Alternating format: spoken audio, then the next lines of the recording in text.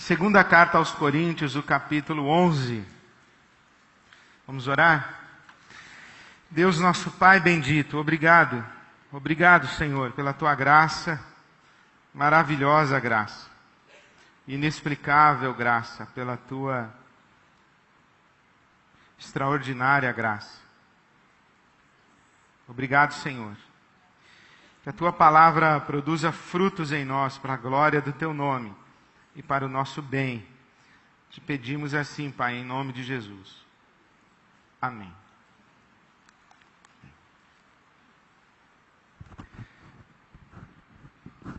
Nós temos conversado sobre epifania. Epifania é essa palavra que indica a manifestação de Deus. Quando Deus decide revelar-se, desvelar-se, tirar o véu de sobre si, mostrar a sua face, mostrar a sua presença, tornar possível a nós que a presença dele seja percebida. Deus é invisível, mas Deus é perceptível. Então, quando a gente tem essa percepção, quando a gente percebe a presença de Deus, a atuação de Deus, manifestação de Deus, isso é uma epifania. A maior, a mais completa epifania de Deus foi a pessoa de Jesus de Nazaré. A aparição do Senhor, a manifestação de Deus foi Jesus de Nazaré. O apóstolo João diz que, ao contemplar Jesus, ele viu a glória de Deus, e viu a glória de Deus manifesta no Filho unigênito, no único Filho gerado por Deus, Jesus de Nazaré. Então, epifania é essa palavra que indica a manifestação de Deus, e quando a gente percebe, a gente tem uma epifania. Podemos dizer que no Novo Testamento o apóstolo Paulo é o Senhor Epifania. Mister Epifania do Novo Testamento pode bem ser o apóstolo Paulo.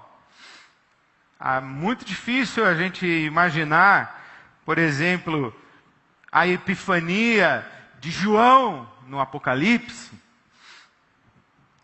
a epifania de Pedro, Tiago e João no Monte da Transfiguração. Mas o apóstolo Paulo é um homem que viveu essa experiência de ser contemplado com essa graça de perceber Deus tão claramente assim. A começar da sua própria conversão. O apóstolo Paulo, ele se converte a caminho de Damasco. Ele vai a caminho de Damasco no seu intento de perseguir os cristãos. Ele fazia parte do fundamentalismo judaico de sua época e perseguiu a Jesus como um falso Messias e perseguiu o movimento de Jesus, os discípulos de Jesus, que diziam que Jesus havia ressuscitado, estava vivo, e então Paulo perseguia os cristãos, e ele vai a caminho de Damasco, e de repente na estrada uma grande luz o envolve, e ele cai ao chão, do meio da luz se pronuncia uma voz: Saulo, Saulo, por que me persegues? E ele diz: quem és tu, Senhor? Ele diz: eu sou Jesus. E a partir desse encontro, desse momento em que Jesus decide encontrar-se com o Paulo, desse momento a vida do Paulo muda completamente, radicalmente. Ele é outra pessoa, absolutamente outra pessoa, e ele é totalmente transformado. E Saulo de Tarso é uma figura extraordinária. Com certeza Saulo, o nome grego dele, mas o Paulo, então, vamos chamá-lo de Paulo. O apóstolo Paulo, que inclusive dá nome à nossa cidade, né? São Paulo. O apóstolo Paulo, com certeza, é um dos maiores gênios da história da humanidade. Ele vem de tradição judaica, ele é da descendência de Abraão, e quando ele se apresenta, ele fala: eu sou hebreu de hebreus. Eu sou legitimamente judeu. Da tribo de Benjamim. Das 12 tribos de Israel, dos 12 filhos de Jacó, Benjamim. Eu sou da tribo de Benjamim. Benjamim é a tribo notável entre as 12 tribos, a tribo guerreira de Israel e dos guerreiros mais extraordinários do exército de Israel eram da tribo de Benjamim. A formação militar de Israel em guerra, aquela formação em triângulo assim, ou em cone, era a formação de Israel, e a primeira tribo na ponta era de Benjamim. O grito de guerra de Israel era atrás de Benjamim, ó Israel. Então a tribo de Benjamim ia à frente. E diz a palavra de Deus que os arqueiros da tribo de Benjamim eram capazes de acertar a longa distância com o seu arco e flecha um fio de cabelo. Uma hipérbole, muito provavelmente, para destacar a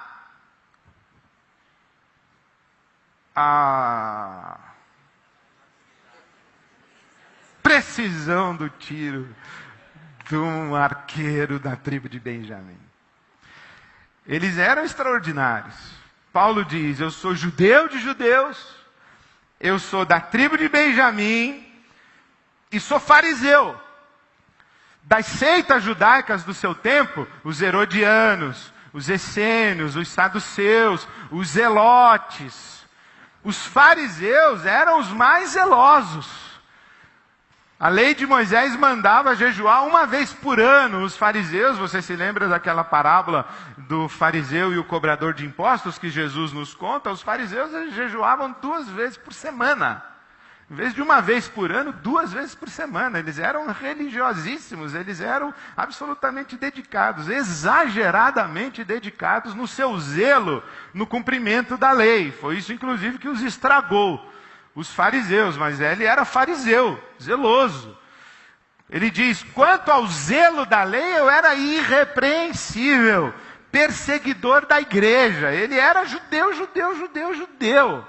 Formação máxima dentro do judaísmo, e não somente isso, ele cresce numa cidade grega, que é Tarso, é Saulo de Tarso, ele cresce numa cidade grega, ele é educado aos pés de Gamaliel, um dos grandes mestres da época, então ele tem a formação judaica, a formação grega. Ele tem pós-doc em Oxford, Cambridge, sei lá onde que o Paulo foi estudar, mas ele tinha o melhor que existe, Harvard, sei lá onde que ele foi.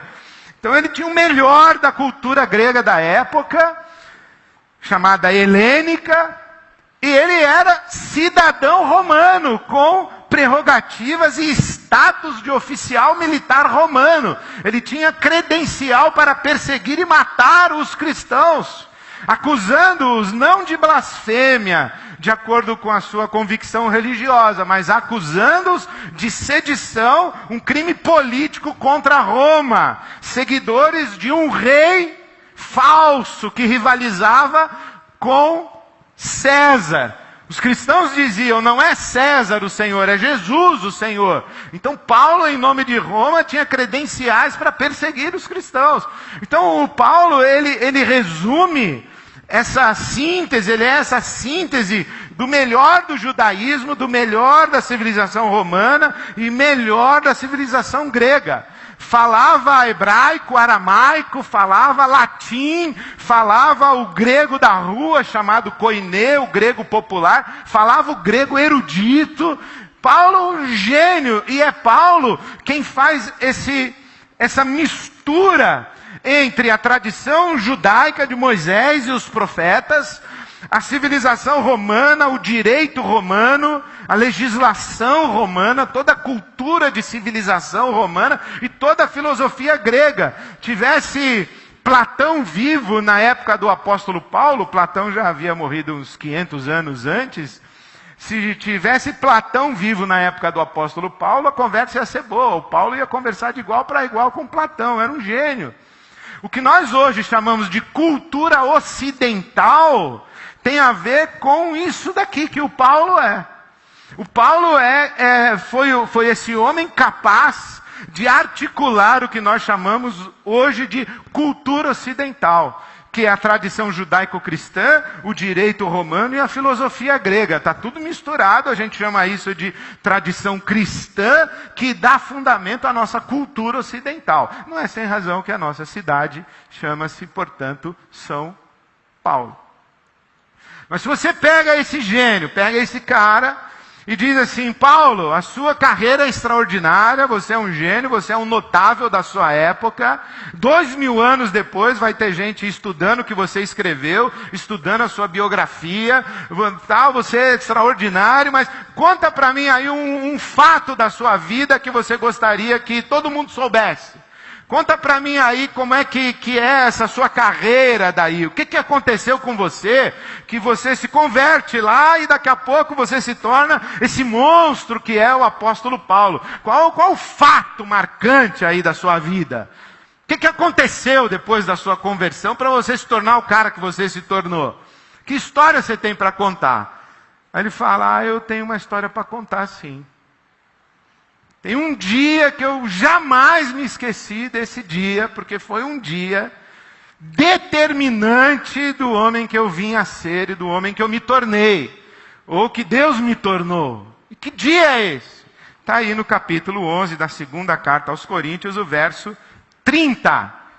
Ele diz assim: se devo me orgulhar, se tem alguma coisa que eu gostaria que fosse notícia a meu respeito, você quer contar uma história aí na televisão a meu respeito, fazer um documentário, então conta esse dia. Conta aí esse dia que faz com que a minha fraqueza seja evidenciada. Eu quero contar aquilo que mostra a minha fraqueza. O Deus e Pai do Senhor Jesus, que é bendito para sempre, sabe que não estou mentindo. Ele está dizendo: não é falsa modéstia, não estou pagando de humilde, é isso mesmo que é a história mais importante da minha vida. Foi o dia quando o governador Aretas, que era o rei da Síria, ou o governador da Síria, a serviço de Roma, manda que seja cercada a cidade de Damasco, para que ele seja preso, Paulo. E então no versículo 33, mas de uma janela na muralha fui baixado numa cesta e escapei das mãos do rei Aretas. Falando: deixa eu entender, Paulo, o que você quer que eu conte é o dia que o rei lá, o governador da Síria, mandou cercar a cidade de Damasco e desceram você por uma cesta. Ele falou: é esse dia. Esse dia aí é fundamental, é determinante. Eu não seria quem eu me tornei se não tivesse passado por aquilo ali.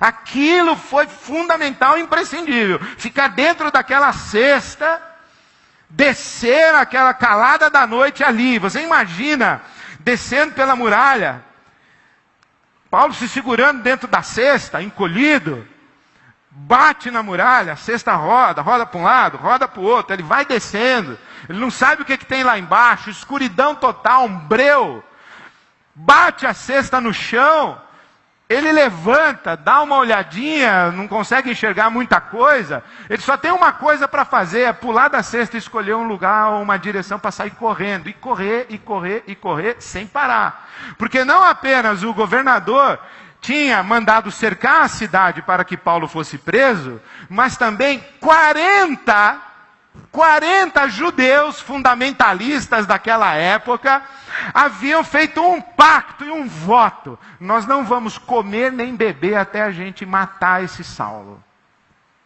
esse Paulo.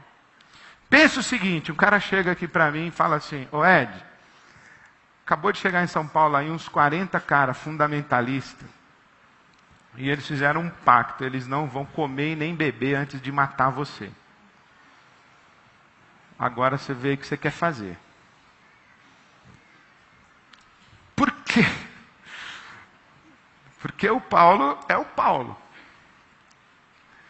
Esse é o dia importante. O que está acontecendo aqui? A conversão de Paulo é mais ou menos como se hoje, extra, aparece um cara na televisão, barba feita, cabelinho penteado assim pro ladinho, que nem o meu, barbinha feita, terninho e gravata, uma cruz assim na lapela, ok? Aparece na CNN, dando entrevista e dizendo: eu voto Donald Trump, meu nome é Bin Laden, não morri, fugi, me converti ao cristianismo. Essa história de que o exército americano me prendeu e me matou, mentira, fugi. Eu me converti ao cristianismo, voto Donald Trump. Estudei no Seminário Batista de Dallas. Agora eu sou Bin Laden cristão, eu vou falar do Evangelho. Você imagina que o Estado Islâmico não acontece no Estado Islâmico. Os caras vão se reunir, eles vão falar, pega que é bicho. E vai ser uma correria atrás desse Bin Laden agora ao contrário. Vai ser o fundamentalismo islâmico querendo pegá-lo. É o que acontece com o Paulo. Paulo era perseguidor dos cristãos, uma seita que falou e que seguia um falso Messias. Ele matava os cristãos. A Bíblia Sagrada conta que o Paulo consentiu na morte de Estevão, no martírio de Estevão. Quando Estevão estava sendo apedrejado, o Paulo estava lá. Ele segurava as roupas de quem queria dar uma pedrada no Estevão. Os apetrechos militares dos outros oficiais romanos. Segura aí, Paulo. Aí ia lá, dava uma pedrada, voltava. O Paulo estava lá. Foi testemunha. Consentiu no martírio de Estevão. Atos capítulo 7. Então Paulo, ele era um perseguidor da igreja. Agora ele é o grande apóstolo dessa igreja. Agora ele é a voz mais extraordinária do evangelho de então. Ele é o testemunho mais extraordinário da ressurreição de Jesus. Ele diz, Jesus apareceu para mim, ele está vivo. Jesus falou comigo, ele está vivo. Esse é o Paulo, é por isso que todo mundo quer matar o cara. Ele falou, mas Paulo, eu não estou entendendo, por que está dentro daquele cesto, é tão importante para você? Ele falou, porque você não sabe o que aconteceu. Quando eu me converti ali na estrada de Damasco, o que aconteceu comigo? Eu fugi para a Arábia. Fui embora, fui para o deserto da Arábia. Fiquei 3 anos no deserto da Arábia, sumido, escondido por lá, anônimo, completamente anônimo. Fiquei 3 anos. Por quê? Porque ele precisou repensar toda a vida dele. Ele estruturou a vida dele de um jeito que Jesus era um falso Messias, mereceu morrer mesmo.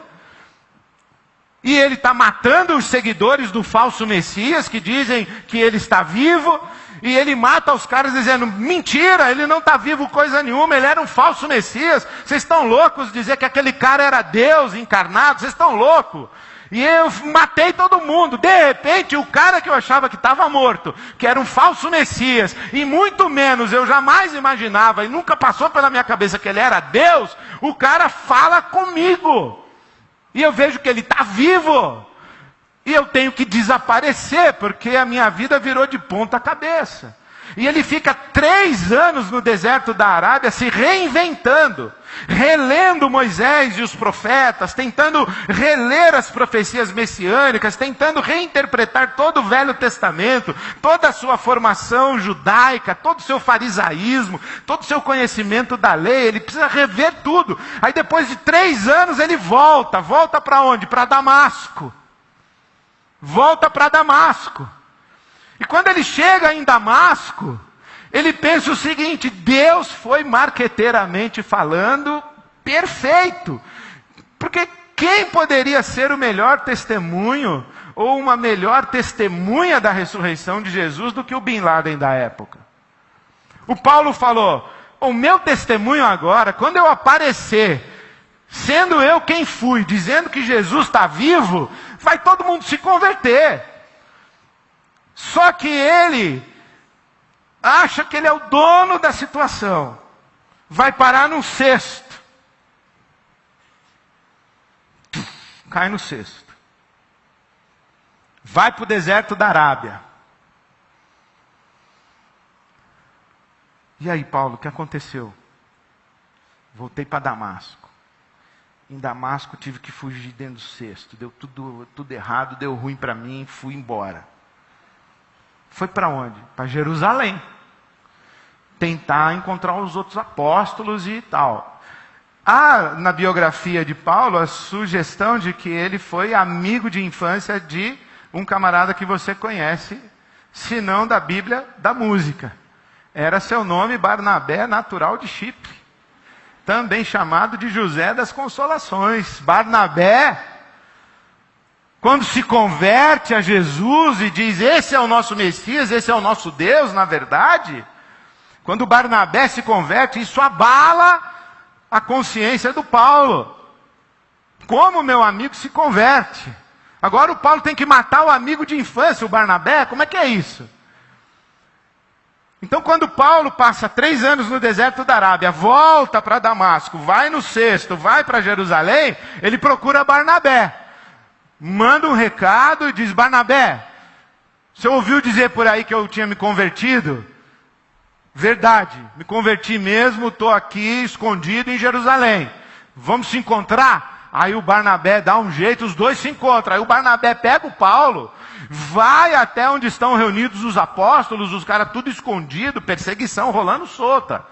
E aí os caras tudo escondido. De madrugada o Barnabé. Aí alguém vai lá e fala, alô, quem que é? Falou, Barnabé. Falou, Barnabé, que você ficou louco essa hora da noite? O que aconteceu? Falou, trouxe um cara aí para apresentar para vocês. Falou, quem que é? Bin Laden. Falou, você ficou louco, Barnabé? Que é isso, meu? Falou, não, o cara agora é o Paulo. Paulo, o cara se converteu mesmo, brother, irmão nosso, brother, pode confiar de confiança. Falou, você está louco? Só Tiago e Pedro foram conversar com o Paulo, depois da conversão do Paulo. Barnabé enturmou, mas mais ou menos. Aí o Paulo tenta pregar lá em Jerusalém. Ex-perseguidor da igreja, que estava no martírio de Estevão em Jerusalém, tenta pregar lá, mas não rola. Dá ruim de novo. Aí os apóstolos reúnem e falam assim com Barnabé, ô Barnabé, esse teu amigo aí está atrapalhando demais, cara, ele não está dando, ele está atrapalhando o nosso testemunho aqui, por onde ele passa só dá confusão, vamos dar um jeito nesse cara, meu, mano, some com esse cara daqui, meu. Manda ele embora daqui. O Barnabé fala, tu quer que eu fale para ele que o cara é o Bin Laden, bicho. Diz que está convertido, mas ó, ele tem um passado que eu vou te falar uma coisa. Nessa hora entra o Paulo na sala. Aquele climão, silêncio. Aí alguém deve ter puxado uma conversa, provavelmente o Tiago, que era o líder da igreja de Jerusalém. Aí o Tiago fala assim, ó, o Paulo, a gente precisa ter uma conversa aí contigo. Ele falou, não precisa, Jesus já falou comigo. Falou o quê? Falou que eu preciso ir embora. Voltar para Tarso. Aí os caras... Jesus é demais. Valeu, Senhor. Aí Atos capítulo 9 termina com Paulo indo embora para Tarso. E ele fica em Tarso mais 7 anos. Entre a conversão de Paulo e começar o ministério de Paulo, são 10 anos. 3 anos no deserto da Arábia, Damasco, Cestinho, Jerusalém, 7 anos em Tarso, Atos capítulo 11, Antioquia. Quem é que vai buscar o Paulo lá em Tarso para vir ser pastor em Antioquia? Barnabé. Barnabé chega na cidade de Antioquia, vê a graça de Deus derramada sobre a cidade, pessoas se convertendo ao Evangelho. Barnabé fala, eu preciso de alguém para me ajudar. Cadê o Paulo? Está em Tarso. Vou buscar o cara. 10 anos depois da conversão dele. Demorou 10 anos para o cara ficar pronto para começar o ministério dele. Por quê? Aí o Paulo diz assim, porque Deus me colocou naquele cesto e tudo começou lá no cesto.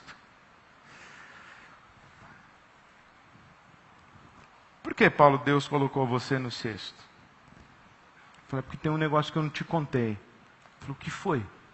mais coisa que você não me contou? Ele falou, eu também fui arrebatado por terceiro céu. Eu falei, como é que foi? Ele falou, não sei, cara. Capítulo 12, versículo 2.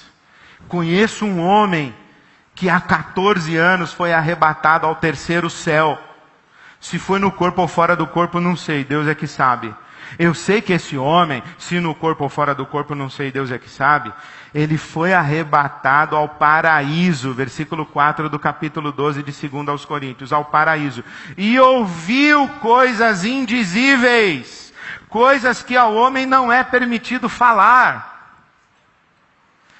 Foram dadas revelações extraordinárias para o Paulo. Falei, Paulo, você foi para o terceiro céu? Ele falou, fui. E aí? E aí Deus me trouxe de volta. Porque eu fui embora. E depois eu voltei. E aí? Caí no cesto, de novo. De novo no cesto. Falei, no cesto. E eu falei, Senhor, o que eu estou fazendo aqui nesse cesto? Vai morar aí. Aqui dentro. Aí. Quanto tempo? Resto da vida.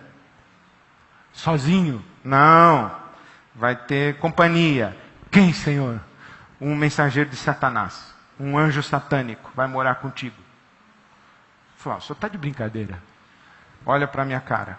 Vê se eu estou com cara de quem está brincando. Versículo 7. Para impedir que eu me exaltasse por causa da grandeza dessas revelações, foi-me dado um espinho na carne, um mensageiro de Satanás para me atormentar. 3 vezes roguei ao Senhor que o tirasse de mim, mas ele me disse, não vou tirar não, a minha graça te basta, a minha graça é suficiente para você, pois o meu poder se aperfeiçoa na fraqueza. E quando eu entendi isso, diz o apóstolo Paulo, eu aprendi a me gloriar ainda mais alegremente nas minhas fraquezas, porque para que o poder de Cristo repouse sobre mim. Por isso, por amor de Cristo, regozijo-me nas minhas fraquezas, nos insultos, nas necessidades, nas perseguições e nas angústias. Porque quando sou fraco, é que sou forte. Estou começando a entender. Aí o Paulo diz, você está entendendo porque aquele dia da sexta lá em Damasco foi o dia mais importante para mim? Estou começando a entender, Paulo. E o Paulo explicaria dizendo o seguinte, eu tinha berço, família, pedigree, eu tinha posição social, status, autoridade romana, eu tinha entendimento, sabedoria, conhecimento, e eu percebi que aquilo tudo que eu tinha era nada. E eu comecei a me dar conta disso no dia que eu caí naquele cesto. Por isso é que o dia do cesto é tão importante para mim. É um dia que eu não vou esquecer nunca mais. Deus me colocou dentro de um cesto.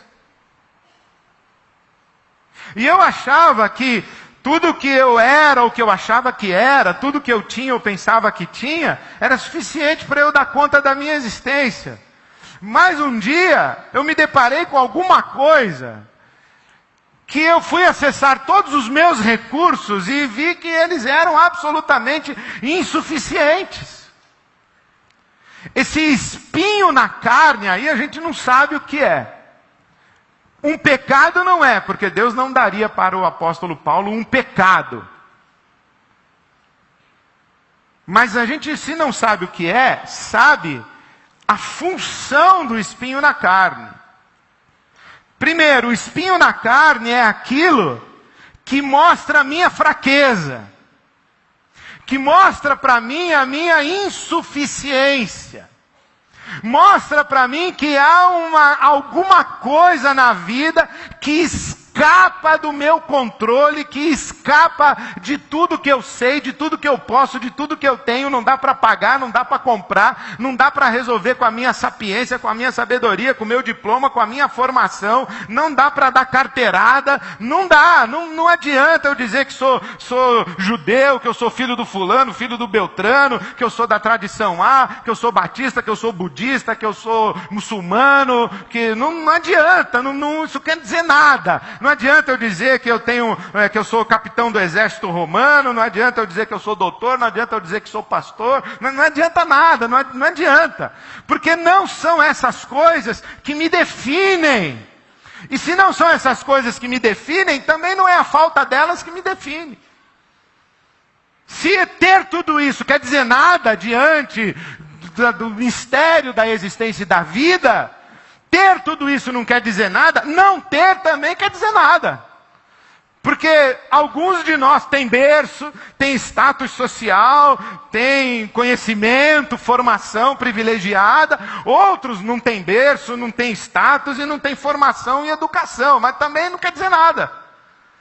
Porque diante da luz que é Jesus e diante do espinho na carne, não adianta nada disso. É você e Deus. É você e seu espinho na carne. E nessa hora você desmorona, o seu mundo desaba. E você se dá conta da sua fraqueza, que você não é nada, que você é insuficiente, que você não banca a sua vida. Segundo, para que serve o espinho na carne? Para impedir que eu me exalte, o versículo 7. Para impedir que eu me exalte. Por quê? Porque é muito interessante que o orgulho nosso, a nossa vaidade, a nossa prepotência, a nossa tentativa de administrar a vida, é a coisa que a gente carrega na alma. Não importa se a gente é alto ou baixo, se é gordo, se é magro, se é branco, se é negro, se é amarelo. Não importa se a gente é homem, se a gente é mulher. Não importa se a gente é pobre, se a gente é rico. Existe alguma coisa dentro da gente que diz para nós o tempo todo que a gente consegue. Até que vem alguma coisa em que o tapete é puxado e a gente se vê insuficiente, e aí vem alguma coisa que tira esse orgulho da gente, essa vaidade, essa prepotência nossa, apara a nossa crista, entendeu?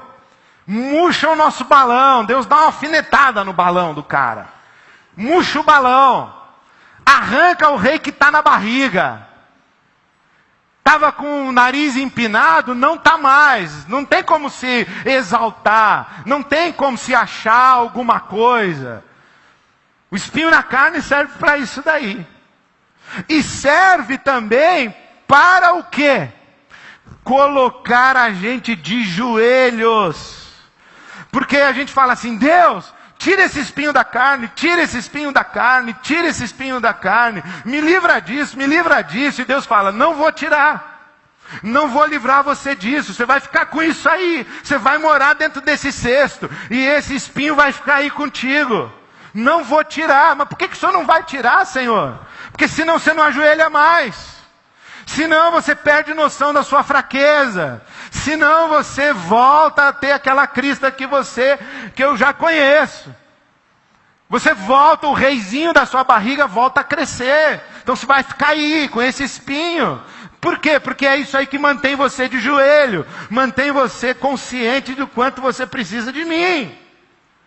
Mas o espinho na carne também tem a função de ser o caminho, de ser aquilo que nos machuca, que nos amarrota, que nos amassa, que nos constrange, para a gente se prostrar mesmo e cair na presença de Deus, rendido completamente, para que o poder de Cristo repouse sobre nós. Versículo 9. Para que o poder de Cristo repouse sobre mim.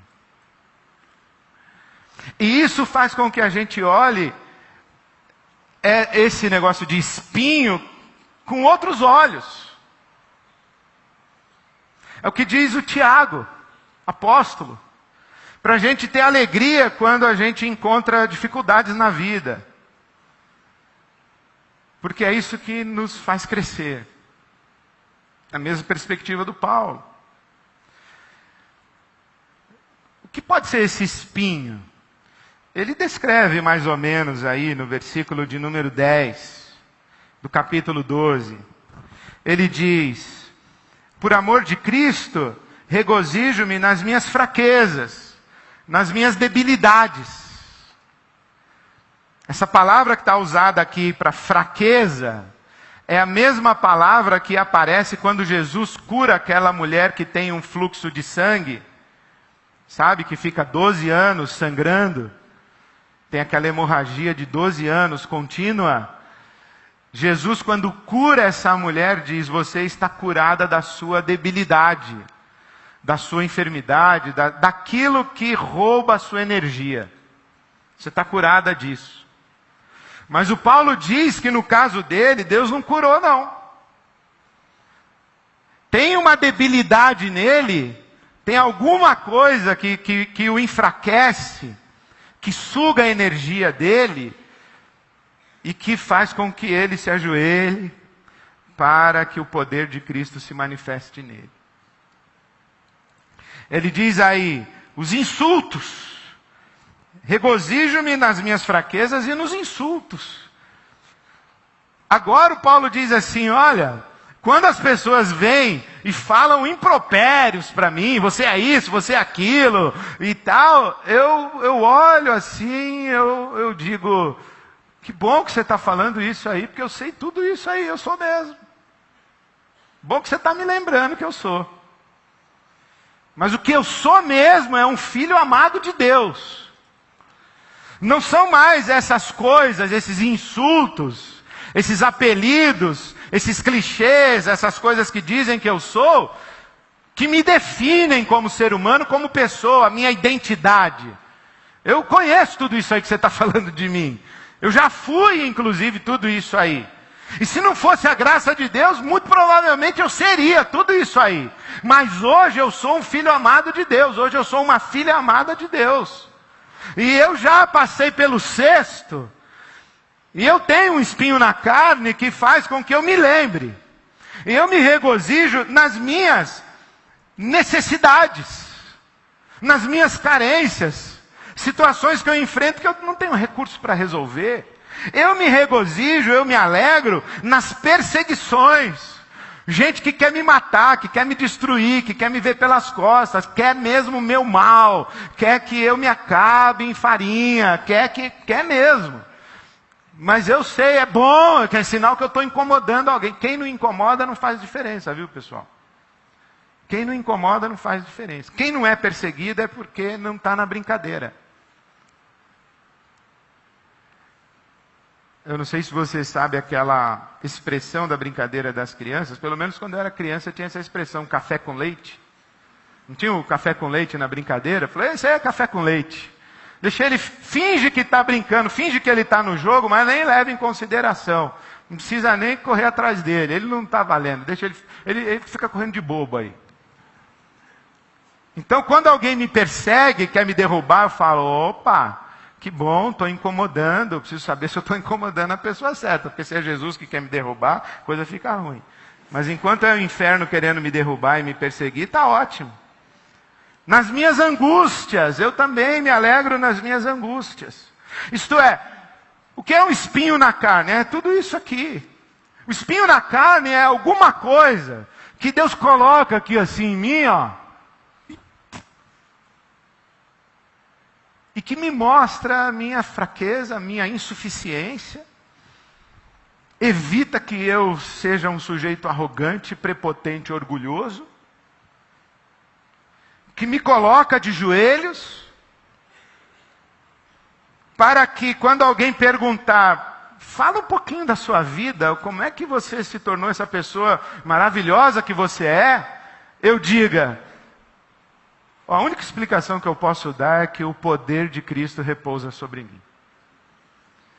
Eu já tentei explicar isso com o meu pedigree, com o meu status social romano, com a minha formação grega. mas Deus me mostrou que aquilo lá não valia nada. Quando Jesus se revelou para mim, inclusive eu descobri que tudo isso aqui era como esterco comparado à maravilhosa experiência de Jesus e à pessoa de Jesus. Isso aqui para mim era como esterco. Eu descobri Jesus. E quando o espinho na carne apareceu, eu descobri que também não é ele que me define. Não. Não é o espinho na carne que me define. O espinho na carne só me lembra da minha fraqueza, me coloca de joelhos, e aí o poder de Jesus repousa sobre mim e as coisas acontecem na minha vida que eu não sei explicar senão dizendo que é a mão de Jesus sobre mim.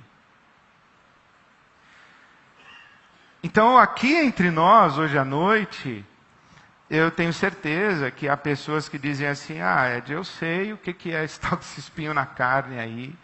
Eu já passei por situações diversas na minha vida em que Deus murchou o meu balão, de que eu fui jogado no chão, que eu fui humilhado e que eu tive que começar de novo, eu me arrependi, eu caí de joelhos, pus a cara no pó, eu me rendi para Deus, busquei a Deus de novo, eu entendi tudo isso aí, valeu, obrigado. Mas tem alguns aqui entre nós que dizem assim, eu sei exatamente o que você está falando e o que o apóstolo Paulo falou, porque eu também tenho um espinho na carne. Ele tem nome. Ele me acompanha há muito tempo. Eu já cansei de pedir para Deus tirar isso de mim, mas Ele não tirou. Eu tenho que conviver com Ele. Eu tenho que lutar contra Ele. Eu tenho que aprender a superá-lo. E eu tenho que aprender que não é Ele que determina. Eu não posso deixar que Ele determine o meu humor, o meu dia, a minha identidade. Não é Ele que dita a minha vida. O que dita a minha vida é o poder de Cristo que repousa sobre mim. O meu espinho na carne, eu sei, eu tenho nome.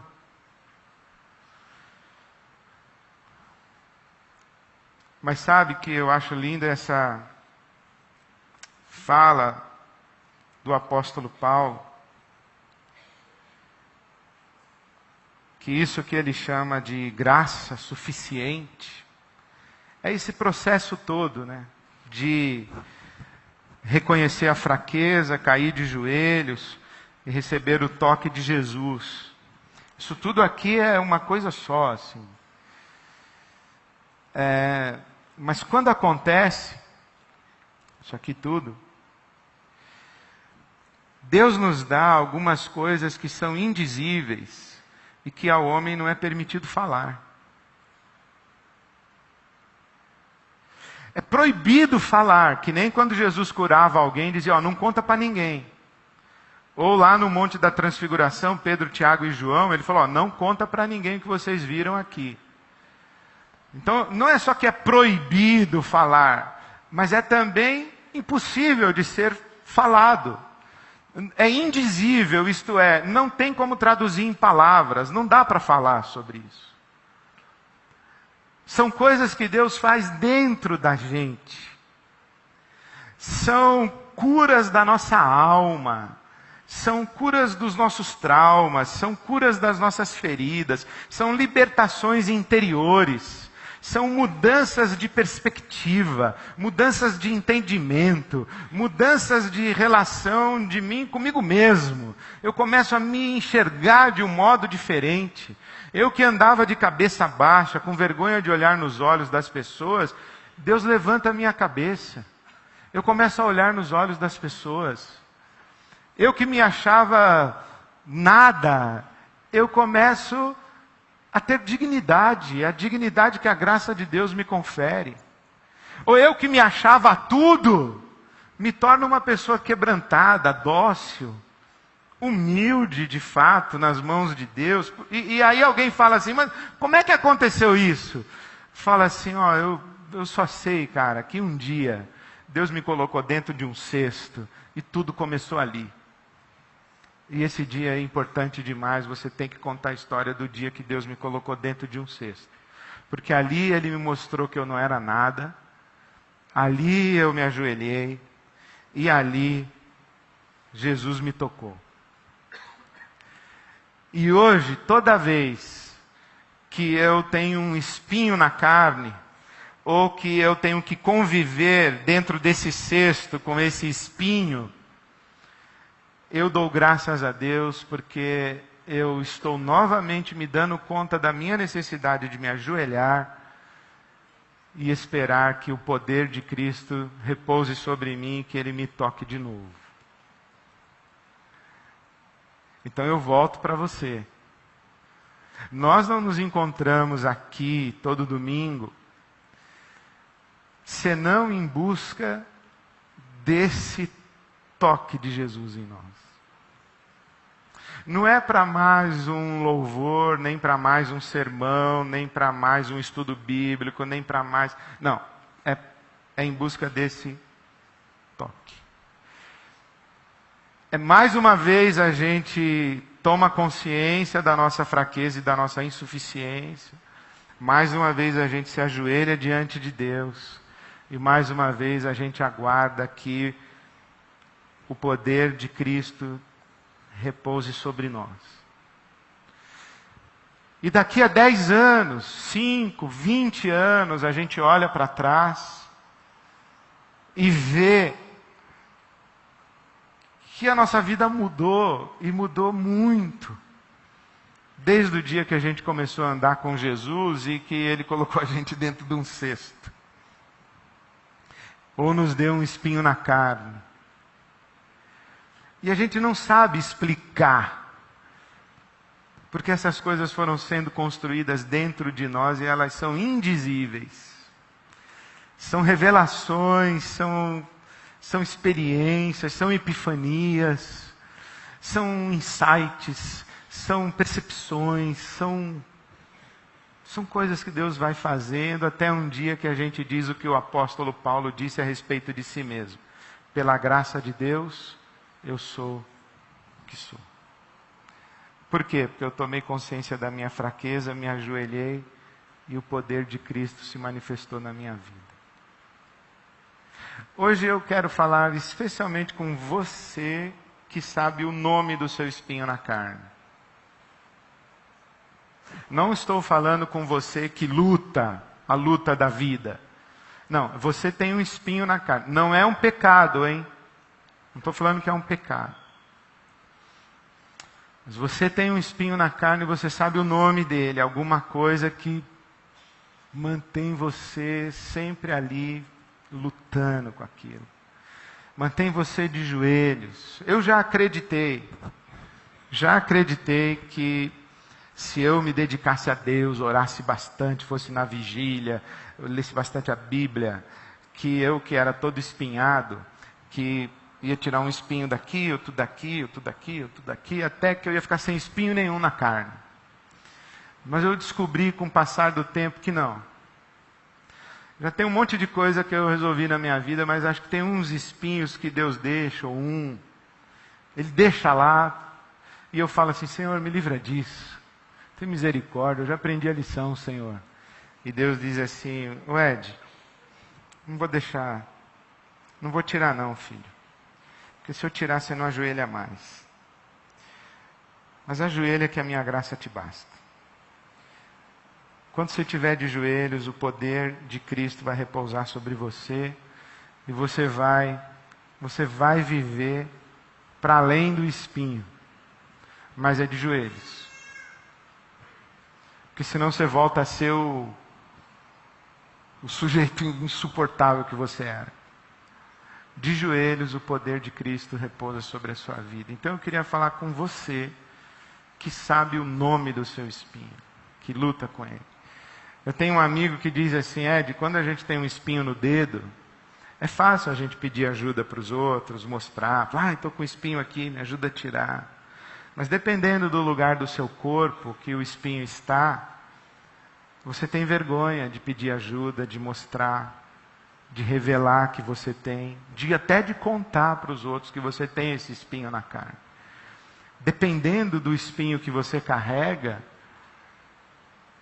dependendo da luta que você trava, é muito difícil. Mas o que o apóstolo Paulo ensinou para a gente hoje foi isso. O espinho é uma coisa que Deus nos dá, ou uma coisa que Deus não tira. Deus está presidindo. Deus está presidindo. Não é falta de fé, não é falta de santificação. Não. Deus está presidindo. Ele falou, não vou tirar. É Ele que está presidindo. Mas o espinho é o que mantém a gente de joelhos, para que o poder de Jesus repouse sobre nós. Então eu queria, tendo falado com você, convidar você a ficar de pé. Nós vamos terminar cantando louvor a Deus. E hoje eu não quero chamar você aqui à frente, não. Queria que você colocasse o seu coração diante de Deus, aí onde você está. E você dissesse para Deus, Senhor, eu sei qual é o meu espinho. Eu sei o que é que o Senhor usa para mostrar para mim a minha fraqueza. Eu sei o que é que o Senhor usa para me colocar de joelhos. Mas eu também sei que quando estou de joelhos, o poder de Cristo repousa sobre mim.